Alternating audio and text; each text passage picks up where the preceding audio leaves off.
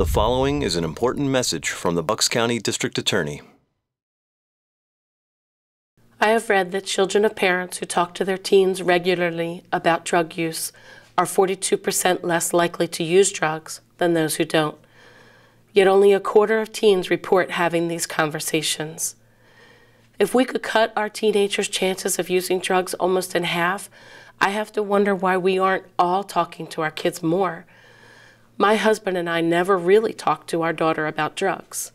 I'm sure we had conversations surrounding them, but it certainly wasn't something we did regularly.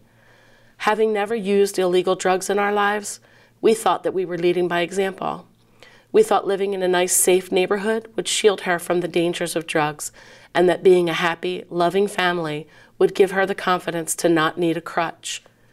We thought that being doting, devoted parents who supported her every endeavor would keep her on the right path, but we never regularly talked to her about it. We never told her about having close family members who are themselves addicts, made her predisposed to becoming one herself. My daughter is an actively using heroin addict. She didn't start using drugs until the age of 21, when a dentist provided her with Percocet for her toothache pain. 2 weeks later, in the ER with a kidney infection, another doctor gave her more. Most likely, because of her family history, she was almost instantly hooked.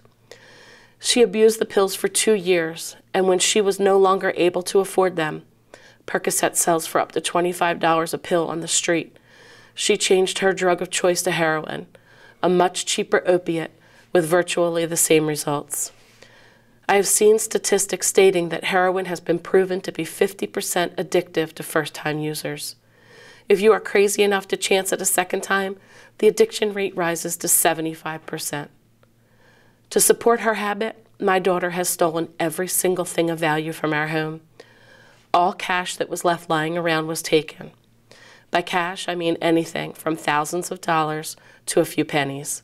And by lying around, I mean in our wallets, purses, pockets, drawers, change jars, piggy banks, car cup holders, what we thought were clever hiding spots, or even locked in a safe we bought to protect ourselves from our own daughter.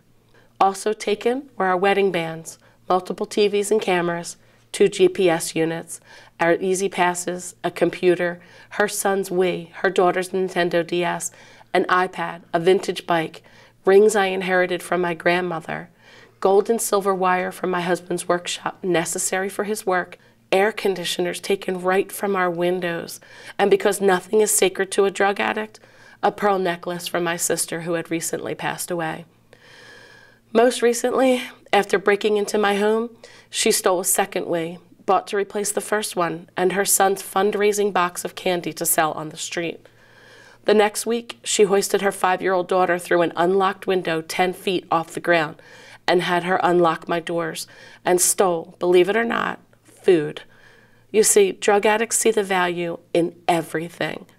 Once she was in my house and found nothing of obvious value, she had to get creative. I had just gone grocery shopping and the receipt was on the table. She collected all the food I had bought, brought it back to the store, and used the refund for her drugs. She has maxed out my credit cards, leaving me balances and monthly payments I am unable to pay, ruining my credit. She has written bad checks using my checking account. She once deposited an empty envelope into my account at the ATM, knowing that the bank would allow you a portion of what you claimed to deposit immediately. This caused me legal troubles and a record of fraud with the banks that disallows me to open any new accounts. She has stolen gift cards given to me for my birthday and Christmas, sold them for half their value, and used the money for drugs. She received food stamps for her children and sold them in the same way before I reported it to welfare and had them taken away from her. She has been fired from every job she has ever had because of her drug use. She has 3 beautiful children of which I now have custody because she's no longer able to care for them. I only recently found out she had been taking her children with her to Kensington to purchase her drugs. The final straw for me, the moment I realized I had to cut ties, was when I found her passed out in her car, needles and baggies by her side, at her children's daycare. She had been shooting up while waiting to pick them up from school.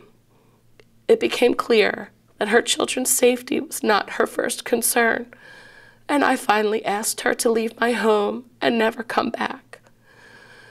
She packed her bags, left her children behind, and moved into a shelter in Chester City. That was May 13th, 2013, the day after Mother's Day. She's been arrested for retail theft to pay for her habit, and now has a criminal record, which will follow her for the rest of her life. She has sores, track marks from the needles up and down her arms and on her thighs. She gets abscesses at the injection sites on a regular basis, and her veins have collapsed. Even her sweet, almost baby-like voice that she once had has been affected. Because of the drugs, she now has a deep, raspy, throaty voice. It's almost like the drugs are taking over her body, making her unrecognizable even to her own family.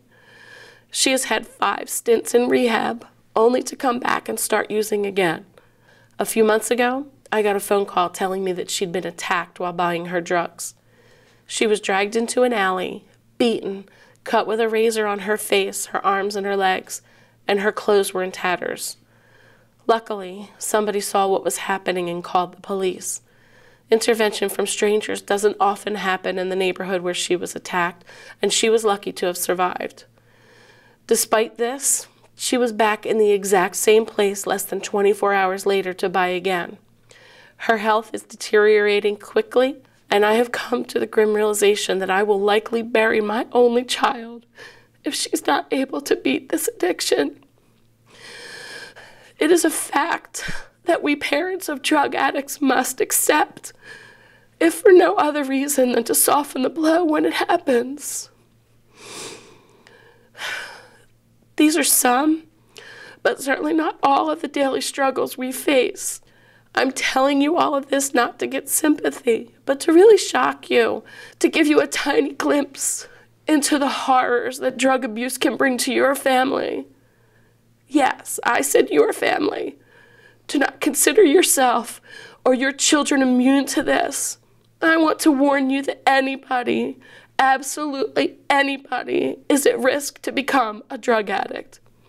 Forget all the stereotypes that you associate with drug addicts. Stop saying, not my kid and not in my neighborhood.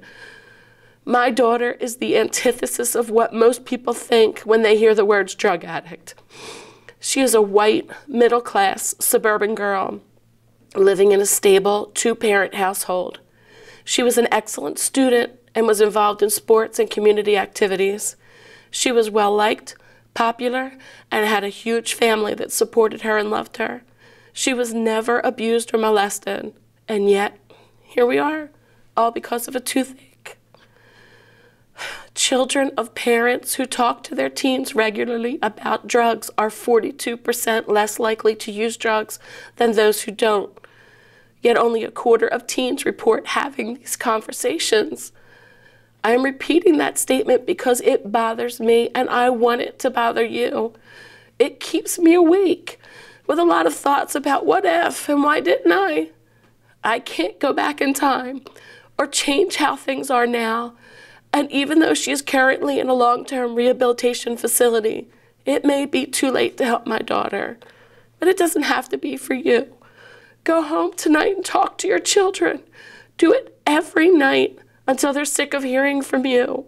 Do it until they understand the risks and the consequences. Don't assume your kids know how you feel. Tell them.